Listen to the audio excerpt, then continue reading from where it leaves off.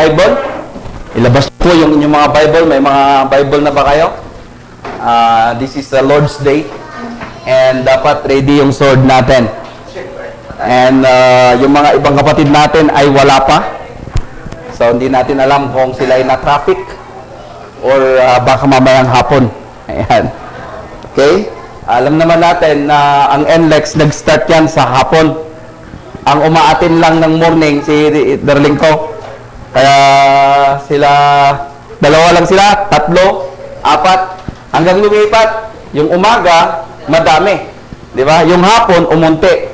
Ngayon na naman, parang umunti ang umaga, sa hapon, dadami na naman. Oo, basta mahalaga, nagsimba. Yan ang mahalaga. Okay? So, ituloy na natin yung ating series of lesson. And tayo po ay nasa chapter 9. Yung PowerPoint natin, napakasimple lang. Kung titignan nyo, napakakunti lamang yung laman yan. Kasi more on application yung gagawin natin sa chapter 9. Okay? So, pinamagatan ko po itong, next please. Desperate enemies of God. Ayan. Pag sinabing desperate, yan yung salitang desperado. Ayan. Di ba? Kung bakit desperado na sila, sapagkat kung titignan natin sa tinalakay ni Brother Ari sa chapter 8, di ba tinalo nila yung I. And, tinalo nila yung I. And then, pagkatapos niyan, diniscuss naman yung dalawang mountain. Okay? Sa Kanaan, mayroong tatlong mountain. Mount Ebal, Mount Gerizim, at Mount Zion. Tatlo. So, tinalakay natin yung chapter 8 ni Brother Aris noong Sunday, last Sunday. Yung dalawa, ilan yung pagitan ng Mount Gerizim at saka yung Mount Ebal is 1.5 kilometers. So, medyo magkadikit lang, malapit lang. So, doon sa Mount Ebal na tinalakay sa atin, doon na-fulfill yung prophecy ng Diyos patungkol sa kanyang promise kay Abraham. Remember, may promise siya. Ano yung promise niya? Balikan natin. Doon sa Genesis chapter 15, verse 13. Kasi nandoon yung promise ng Diyos. Okay? Buksan ninyo yung mga Biblia ninyo at basahin natin. Genesis chapter 15, verse 13. Anong sabi niya dyan? Then he said to Abraham, "Know certainly that your descendants will be strangers in a land that is not there, and will serve them, and they will afflict them for 100 years. So, ilang taon silang maalipin sa bansang Ehipto? For 100 years. And then, dito, sa Genesis chapter 15, wala pang anak si Abraham. Hindi pa ipinapanganak si Ismael. Hindi pa pinapanganak si Isaac. At ilan na yung taon ni Abraham dito? So, probably 75 years old na siya. So, matanda na, di ba? Kung 75 years old, siyempre, kung ikaw yung nasa posisyon ni Abraham, at kung wala kang faith, kung wala kang believe sa Diyos mo, tendency sasabihin mo, natangko na, mga adapay ti ubing ko. Tapos sabi pa ng Diyos, your descendant ay magiging alipin sa bansang Ehipto ng 400 years. So kung ikaw yung nasa lugar siguro ni Abraham, lagi mo siguro sasabihin mo sa kanya, imposible. Ayan. Di ba? Pero may kasabihan, there's no impossible with God. Ayan. So natalakay natin yan, yung dalawa. Yung Gerizim na mountain ay is a curse. Kung sa panahon ng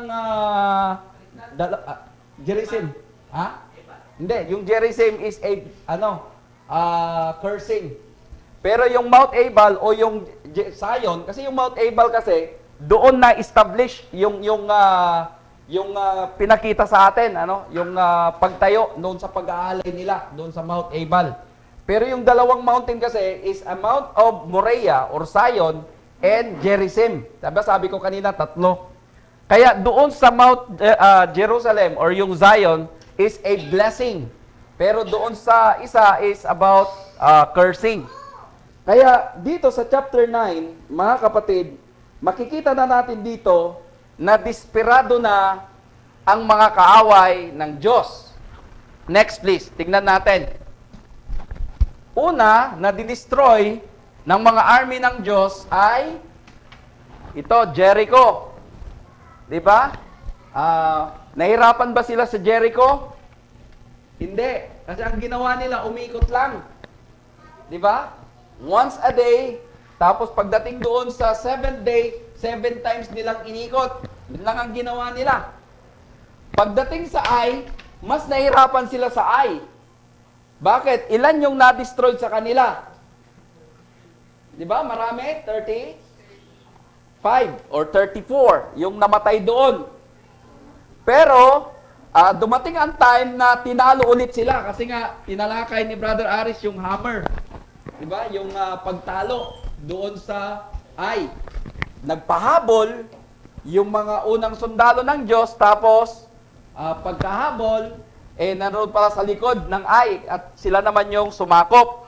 Tapos, saka sinalubong naman yung paparating na mag-rescue. Wala na. 'Di ba? So, natalo na sila. Okay? So, basahin natin ngayon yung Joshua chapter 9 verse 1 and 2. O, tignan natin. Joshua chapter 1 verse 9 and 2. Kung bakit natalakay ko po itong desperado o desperate enemies of God. Basahin natin. Sino ang magbasa? Brother Arnold. Verse 9.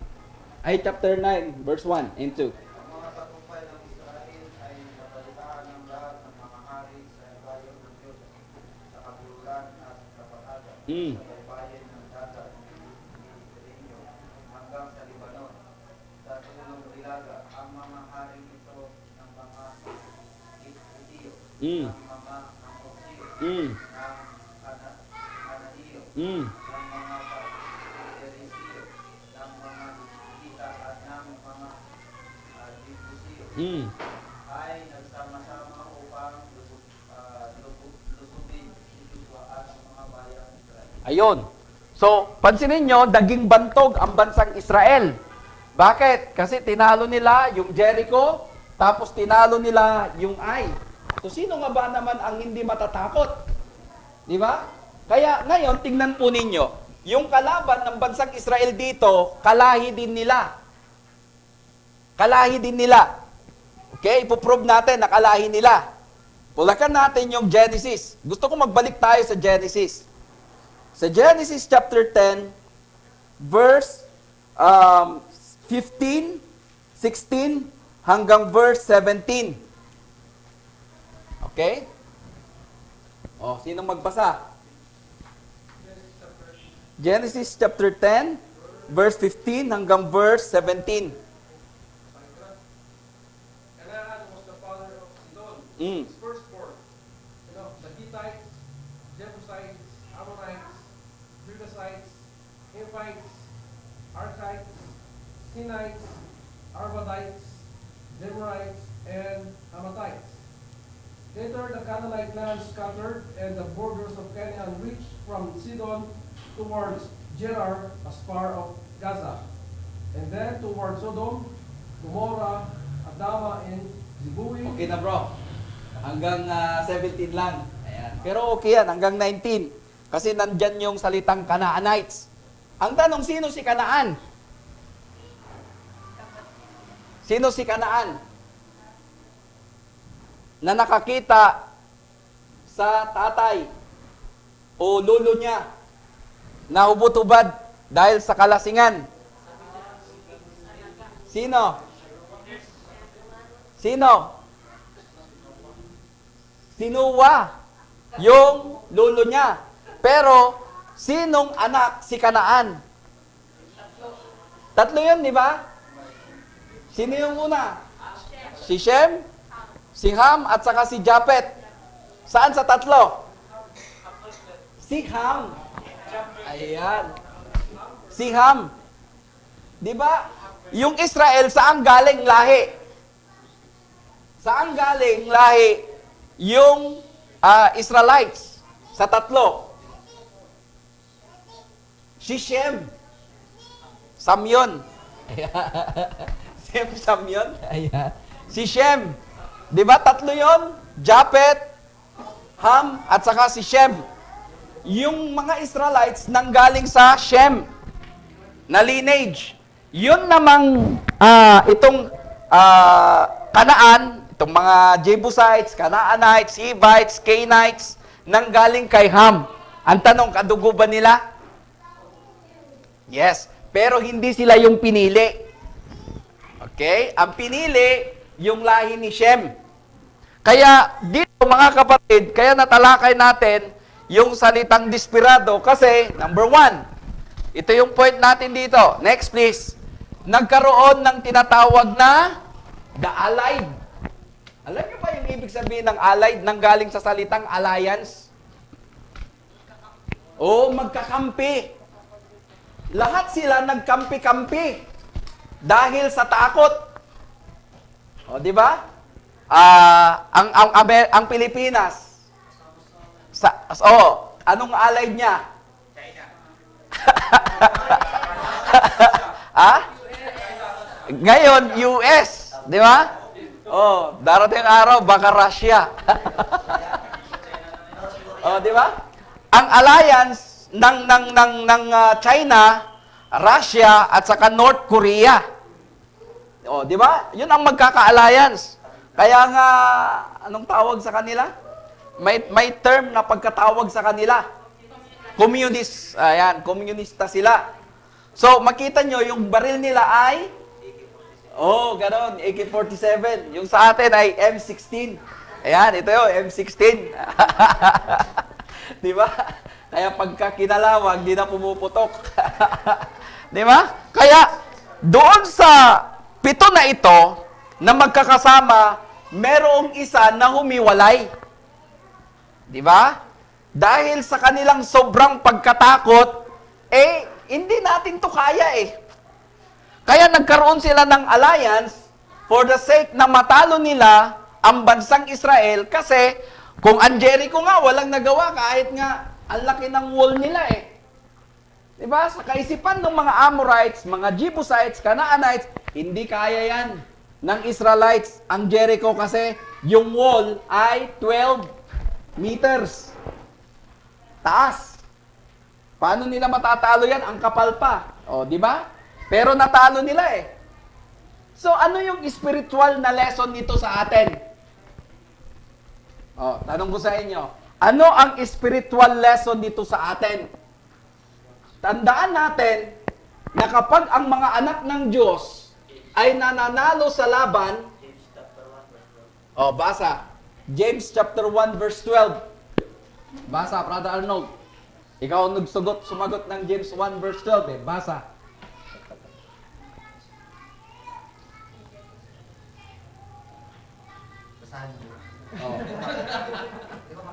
Sige. Basa, bro. James chapter 1 verse 12. Mula kay Santiago, alipin ng Diyos at ng Panginoong Jesucristo. Ay, verse 12 pa lang. Mahina rin mata. Sige. Kailangan na natin ng mga salamin. Mapalad ang taong nananatiling tapat sa kabila ng mga pagsubok sapagkat matapos siyang subukin, tatanggap siya ng gantimpala ng buhay na pinangako ng Panginoon sa mga umiibig. So sabi niya dyan, sa kanya. Napagtagumpayan niya yung mga pagsubok at magkakaroon siya ng buhay na walang hanggan. Ang point ko dito, mga kapatid, pagkatapos ng mga anak ng Diyos ay nagtatagumpay, yung alliance ni Satanas, di ba? Nagkakaroon ng alliance din sila para i-destroy tayo. Akala nyo ba na doon sa 1 Peter chapter 5 verse 8, isang layon lang yun Pero si Satanas ba, isang layon lang siya? Ayon sa pag-aaral, baka 1/3 yung nag-fall. At nandito para i-deceive tayo. Nagkakaisa din sila. That's why every time that you open your Bible, nagwawagi tayo. Every time that you read your Bible, nananalo tayo. Every time na binibigyan natin ng importansya yung Word of God, nagtatagumpay tayo.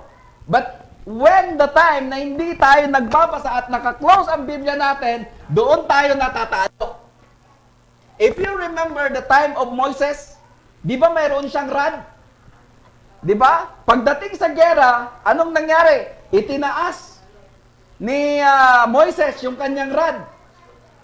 At kapag ito ay bumababa, natatalo sila. Di ba? Pag ito naman tumataas, nananalo sila. Di ba? Tapos, anong ginawa nung dalawang aliporis niya? Di ba? Nakakangawit namang bitbitin yung kamay eh. Di ba? Kaya ginawa nila, nilagyan ng bato. Para sila ay manalo.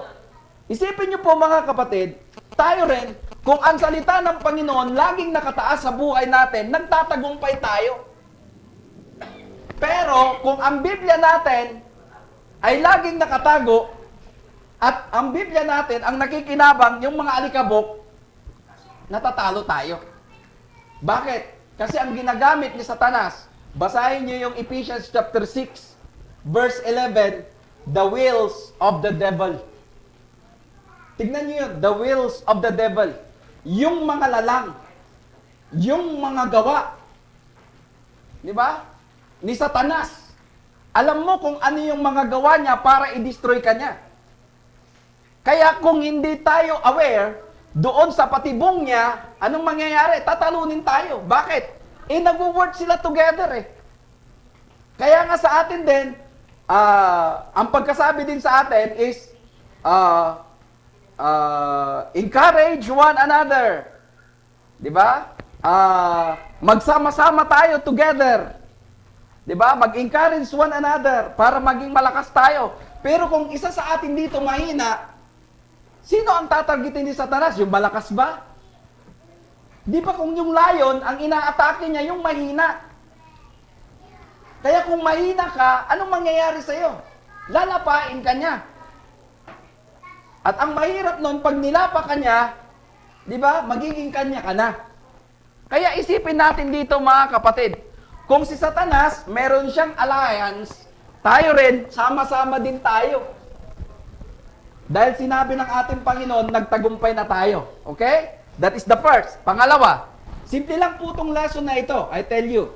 Next, tignan nyo po. Pangalawa, nalaman nyo ba yung salitang scam? Pag binabasa mo ito yung idea. Sino nang na-scam? O, taas ng kamay. Be honest. Ako lang na-scam dito. Yeah. Ako yung na-scam na hindi naglabas ng pera. Di ba, Brother Rex? Kasama namin yan si Brother Rex eh. Di ba? Oo. Kami ang nagpahamak sa kanya eh. Ayan. O, di ko alam kung kasama si Aris eh. Di ba? Mayroong scam. Pansinin niyo po mga kapatid, di ba yung dalawa, yung isa humiwalay. Sino yung humiwalay? Yung mga Gibeonites. Okay, pag-aralan naman natin yung Gibeonites. Itong mga Gibeonites, combine ito ng dalawang lahi. Yung Hivites at saka Amorites. O, combine na lahi yun.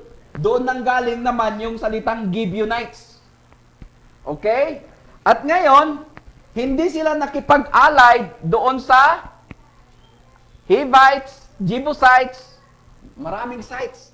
Kaya, excuse me po, pagka wala tayong background, para mahirap. Ayan. Pero, ngayon, tingnan nyo po, sila lang yung humiwalay dahil sa takot. Di ba? Natakot sila na ma-destroy Alam nila na wala silang panama, wala silang panalo sa Diyos. Ang gawin natin, linlangin natin sila. O, hindi pa ganun sa scam? O, anong sasabihin ng mama? Dito sa Baguio, maraming ganon. Di ba? Brother, pag namuhunan ka ng 100,000, diba? Babalik agad yan ng 100,000 within 2 weeks.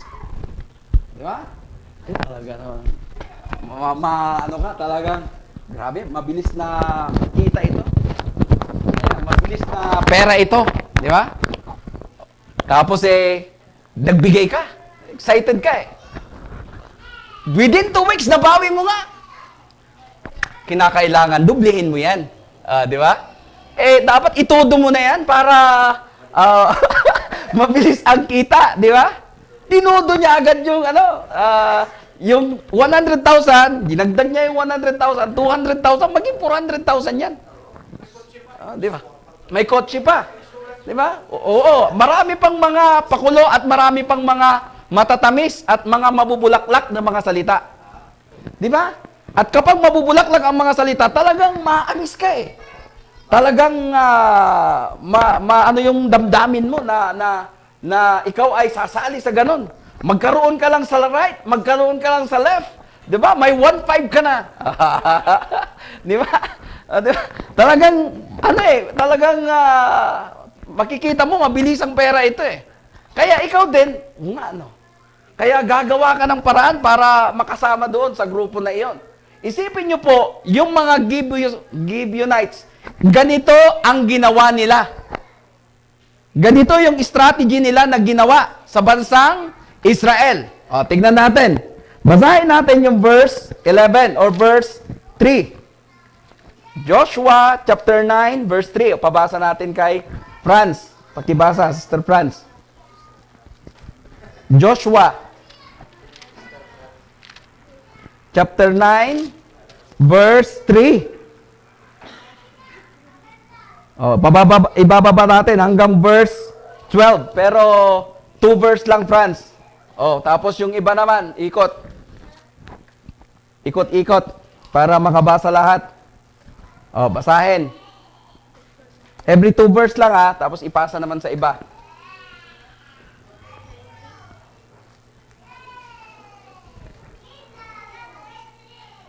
Sige, basa. Joshua 9 verse 3 hanggang verse 4. When the inhabitants of Gibeon heard that what Joshua had done to Jericho and to Ai,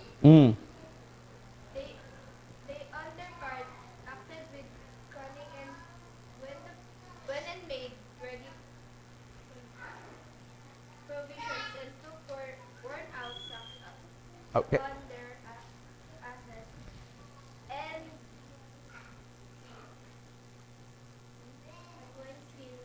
worn out and torn and Okay, next. Brother Richard, verse 5 hanggang verse 6. Verse 5 or 6.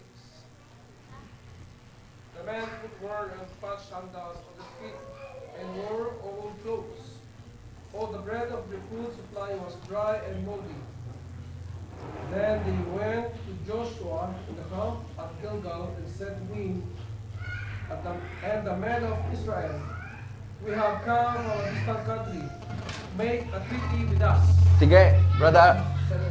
Hindi niya mabasa eh. Basa mo? Brother Gerald. Ngunit sumagot ang mga binuno ng Israel, baka kayo'y mga taga rito. Hindi kami maaaring makipagtipan sa inyo. Nagmakaawa sila kay Josue. Handa po kaming maglingkod sa inyo. Tinanong sila ni Josue, sino ba kayo? Saan kayo galing? Recently, your servants have come from very far country because of the faith of the Lord your God.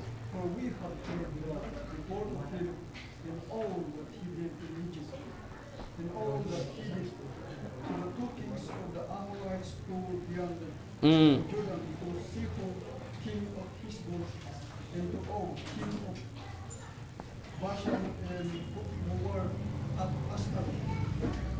Sige. Verse 11. Therefore our elders and all the inhabitants of our country spoke to us, saying, take provisions with you for the journey, and go to meet them, and say to them, we are your servants.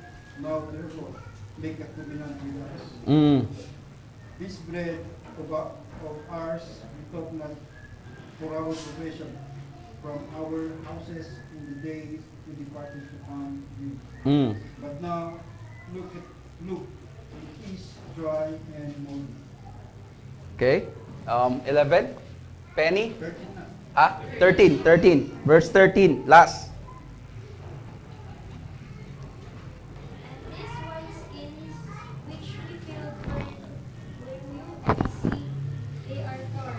And these our garments and our sandals have become old because of the storm. Okay, salamat sa pagbasa.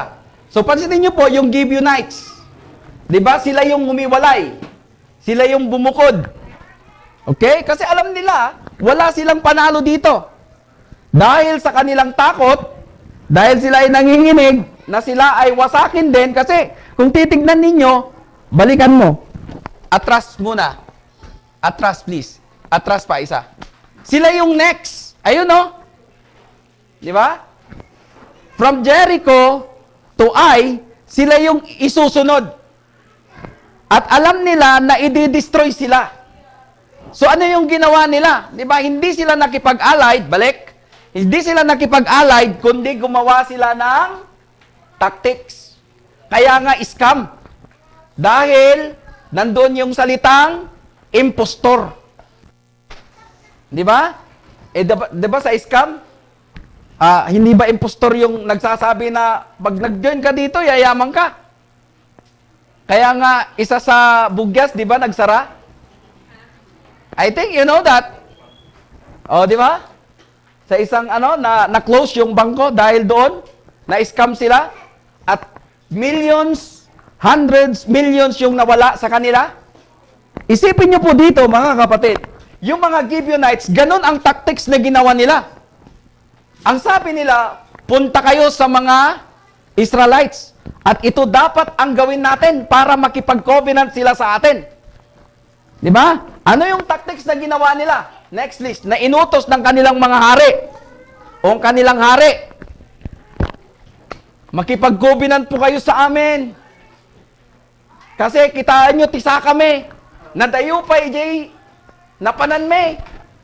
Di ba? Nanggaling pa kami sa far-far. Kaya yung paa namin, napudpud na yung shoes namin, yung sandals namin, tingnan ninyo, dahil sa kalalakad namin. Makipag-covenant kayo sa amin. Di ba? Asipin nyo yan. Pangalawa, tingnan po ninyo yung bread na dala namin. Dati maumuusok-usok pa to.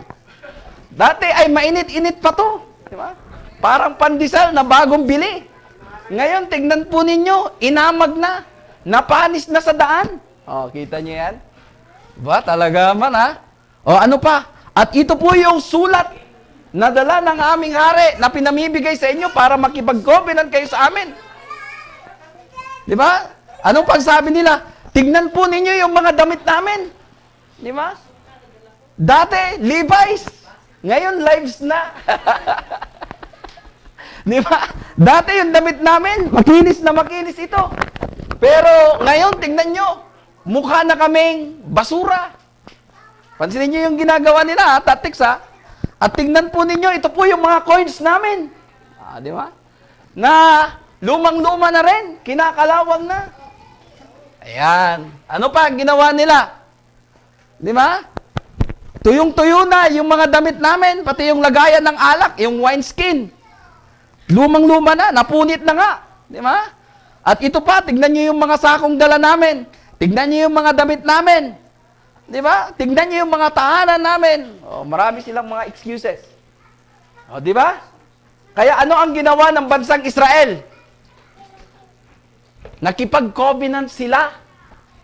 Tinikman nga nila yung bread dyan di ba? O, tinikman ng mga leader. Yung bread. Oo nga, panis nga. Ang layo nga ng pinanggalingan nila. Grabe.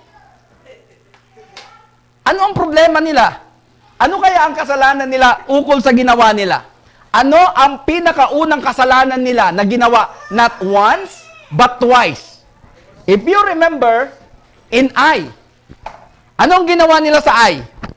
Di ba naging arrogant sila? Di ba naging mayabang sila? Hindi ba, kayang-kaya natin tong labanan? Mananalo tayo dito. Kahit nga lang 3,000, kayang-kaya natin yan eh. Kampante sila eh. Ano yung nakaligtaan nila doon? Hindi sila nagkonsulta sa Diyos. And here, for the second time around, hindi na naman sila kumonsulta sa Diyos. Alam nyo ba mga kapatid, sa application sa buhay natin, as a Christian right now, sometimes, hindi tayo kumukonsulta sa Diyos. Saan kumukonsulta ang tao? Bibili ng dyaryo. Titingin ang aking kapalaran. Di ba? Titignan yung kapalaran. Nabasa niya, letter M, yung palad mo. Letter M, maamo. Ayan. Di ba? Matiisin. Di ba? Mayaman. Aba talaga ha?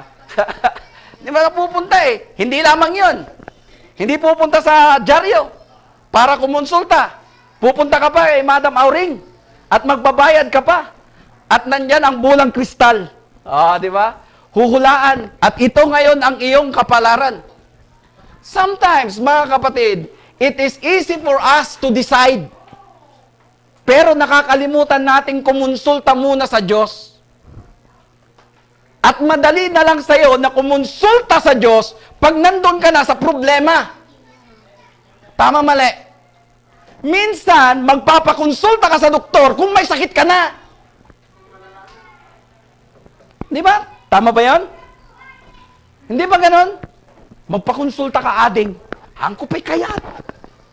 Di ba? Pag malapit naman ba pakonsulta mo na ako. Pag sasabi na stage 4 ka na. Ha? Mamamatay na ako. Bakit ganon? Di ba? Tapos ngayon, Lord, pagalingin mo ako. Bigyan mo pa ako ng isang chance. Magbabago na ako. Isipin niyo po mga kapatid, minsan nakakalimutan nating kumonsulta sa Diyos. Sa mga plano natin, kinukonsulta ba natin sa Diyos? Sa mga plano nyo, sa mga dreams, sa mga kabataan, your future, kinukonsulta nyo ba sa Diyos? Most especially in our life. At ito pa yung lesson dito, mga matindi, mga kabsat. Sometimes, there are other people na nagpipreach sa atin ng ibang gospel, ng ibang Isus, ng ibang spirit. It is easy for us na tanggapin yung turo na yon. You know why? Kasi hindi tayo kumukonsulta sa Biblia. Pansinin niyo po principles dito. Bakit ang bansang Israel, sila ay na-deceive? Sila ay na-scam? Kaya, next. Ito yung sasabihin mo. I was a scam victim. Sayang yung pera ko. Naloko ako. Ba't ka rin nagpaloko? Bakit ka kasi nagpaloko? Buti na lang, Brother Rex, maliit lang yung puhunan natin. Di ba? Nakita niyo mga kapatid, di ba? Kaya sabi mo ngayon, natuto na ako. Pero marami pa rin hindi natututo. Dahil hindi kumukonsulta sa Diyos. Mga kapatid, I tell you, even in our spiritual life, laging nauuna yung decision making natin kaysa yung pagkonsulta natin sa Diyos.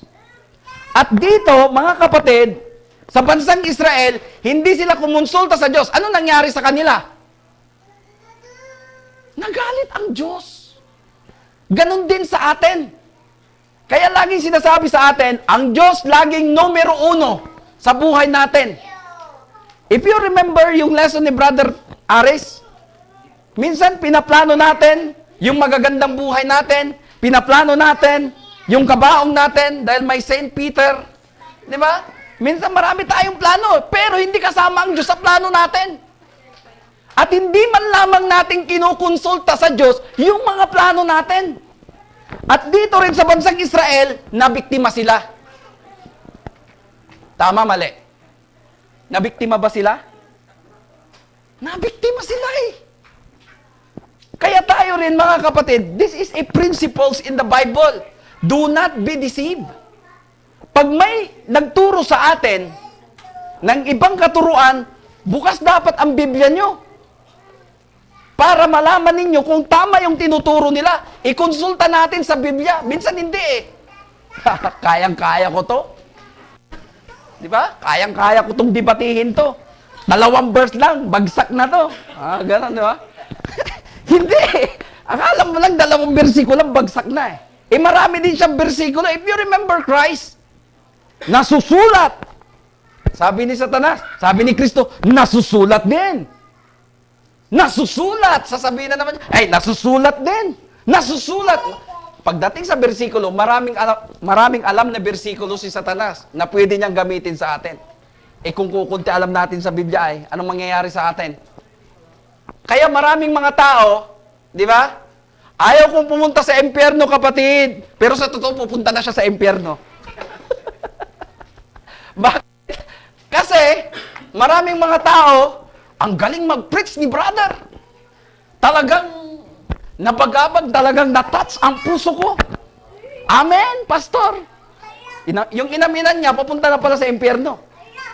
Hindi man lamang niya nabuklat yung Biblia niya. Hindi man lamang niya binasa yung Biblia niya. Hindi man lamang niya kinonsulta sa Diyos kung tama yung sinasabi niya. Even me here. Kaya dapat bukas yung Biblia natin. Di ba? Pwede nyo sabihin, Brother Ray, mali ka. Bakit? Kasi ito yung sinasabi ng Biblia. Ang Biblia pa rin ang laging batayan natin.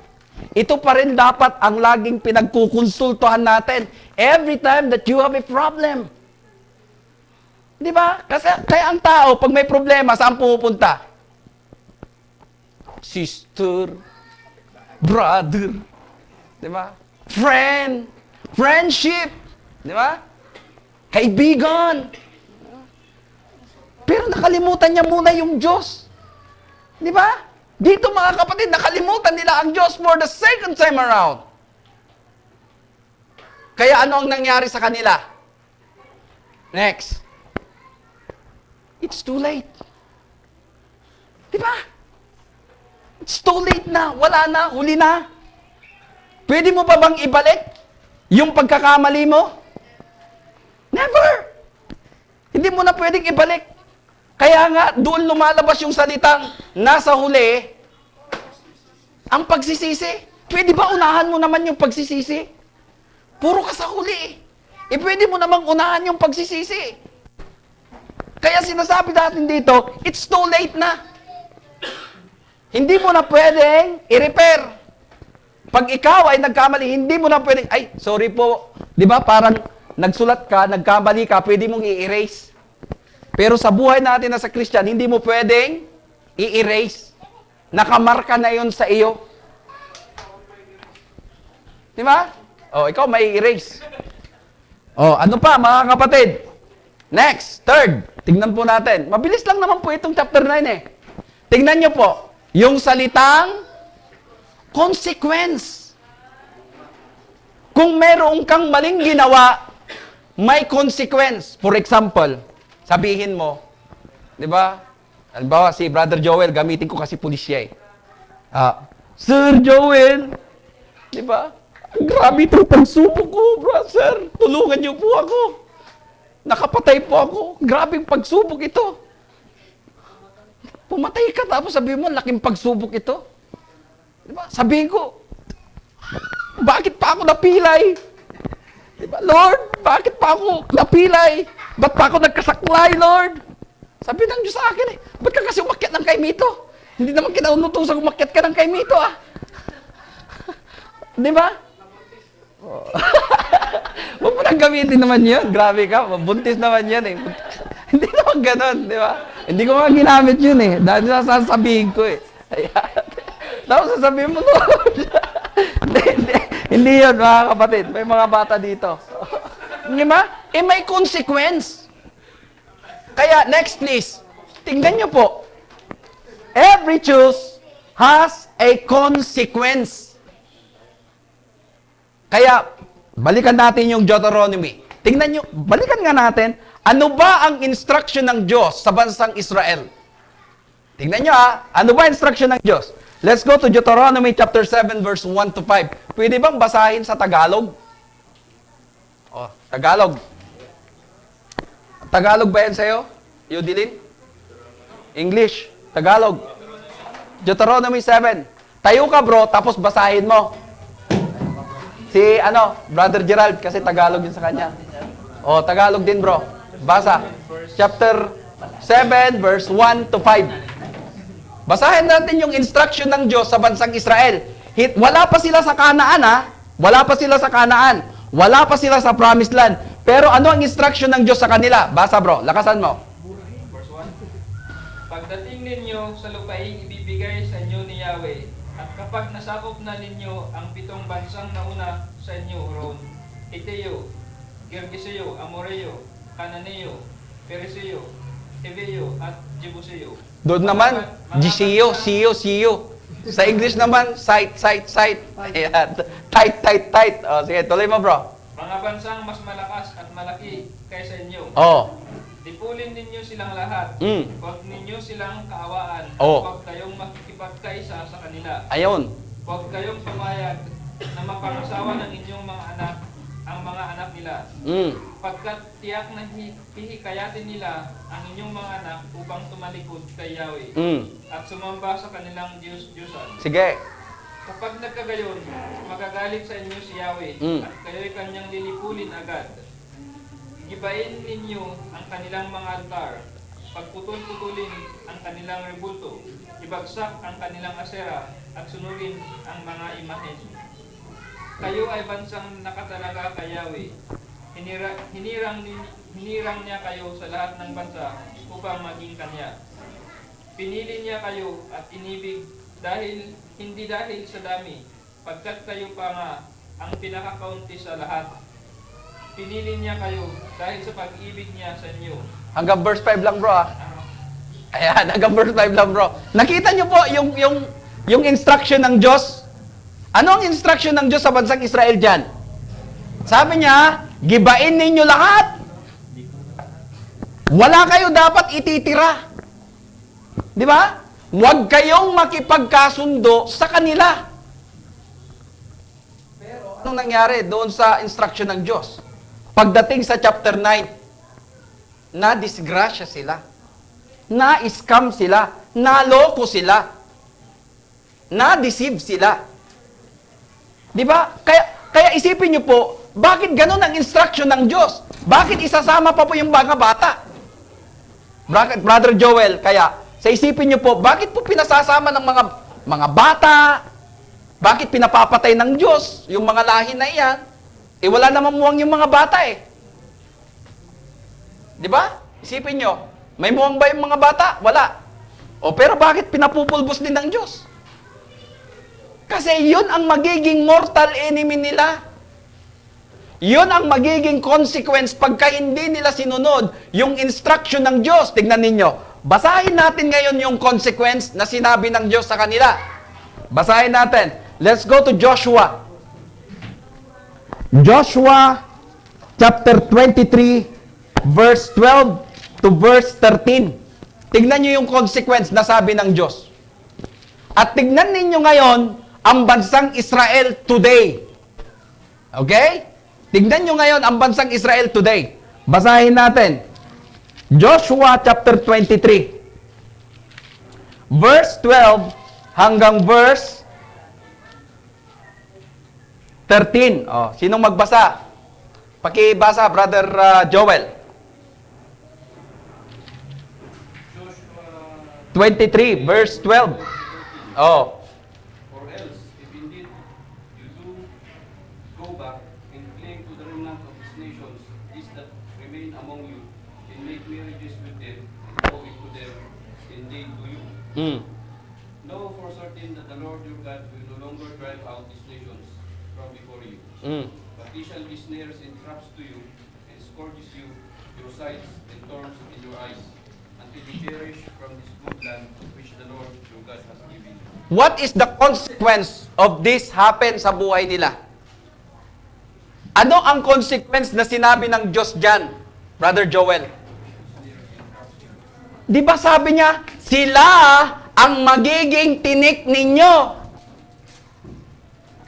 Isipin ninyo, napakalaki ang bansang Israel. May north, may south. Tingnan nyo ngayon ang Israel. Kailan lang dineclare na ito ay isang bansa? 1947? And yet, matagal nang nasa Biblia. Bakit? Pansinin nyo, yung mga kalaban nila, yung mga kapitbahay lang din nila. Noong 1990, sino ang gumigera sa kanila? Hindi ba Iraq? Sa panahon ni Saddam Hussein? Hindi ba yung mga Assyria? Isipin po ninyo mga kapatid, dahil sa kasalanan nila, ang laki ng consequence nun at hanggang ngayon consequence pa rin nila. Sa buhay natin mga kapatid, pag nagkamali tayo bilang mga anak ng Diyos as a Christian mga kapatid, ang laki ng consequence nun. Magiging alipin tayo ng kasalanan. Ang porta natin, impyerno. Pero dito mga kapatid, sinasabi sa atin, dapat matuto tayo sa kanila. Bakit? Na dapat lagi tayong kumukonsulta sa Diyos bago tayo magdesisyon. Huwag yung nagdesisyon ka na, saka ka pa lamang kumukonsulta sa Diyos. Remember, there is a consequence here. Kaya buhay natin as a Christian mga kapsat, tandaan natin, pagka mayroon tayong ginawa, may consequence yan. Kaya tatlo yung lesson dito na gusto kong inimpasize sa inyo. The allied, the scam, and the consequence. Tatlo yun, mga kapatid. Next. Ito yung lesson dito na gusto ko pong i-point sa inyo. Number 1, dapat lagi tayong kumonsulta sa Diyos. Di ba? O kayo, kumukonsulta ba kayo sa Diyos lagi? Pag alis nyo, bago pagpasok ng trabaho, kumukonsulta ba kayo sa Diyos? Or kukonsulta na lang tayo pagka tayo ay nadisgrasya na? Hindi. Dapat lagi tayong kumonsulta sa Diyos. Kasi siya lagi ang number 1 sa buhay natin. Pangalawa, do not rely for our own understanding.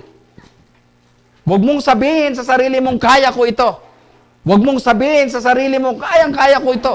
Sapagkat ang sabi ng Biblia sa atin, 1 Corinthians chapter 10, verse 12, mag-ingat ka, baka ikaw na nagsasabing nakatayo, ikaw pala ay nabubuwal na. O ikaw ay mabubuwal. And then third is, do not be deceived. Bakit ang mga anak ng Diyos ay hindi na-deceive? Dahil laging kumukonsulta sa Biblia. 24/7. So may tanong? Addition? Reaction? May dagdag? Sige. Iba, hindi pa tayo mga Christian dati. So, we are doing things against God. Tapos, may consequences ba yun? O, nung naging Christian na tayo, doon lang tayo makakaranas ng consequences na talagang alam natin yun. Kasi yung consequence na nangyayari sa atin kasi, it's because we are Christians. Pero kung hindi pa tayo Christians, mayroon din mga consequences. Meron ding mga consequences. At yun ang problema. Tayo is lahat ay erased, mga kasalanan natin. Oo. Ngayon, accountable pa ba yung mga kasalanan natin noon? Magkakaroon pa ba ng consequences ng Christian? Balikan natin anong sabi ng Biblia. Buksan natin sa Hebrews chapter 10. Let the Bible explain itself of that question. Ano ang sabi sa chapter, hindi yata 10, 8, verse,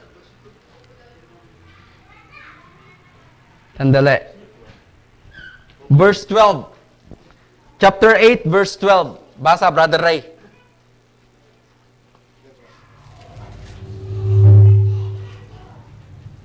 Chapter 8, Verse 12.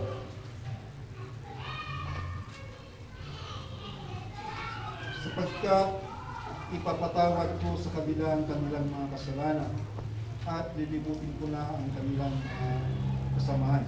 Ayan. Nalimutan na ba ng Diyos yung kasalanan natin? Hindi tulad ng tao, pag nagpatawad, naaalala niya yung kasalanan niya. Kasi hindi siya nagpatawad totally. Pero ang Diyos, kaiba sa tao.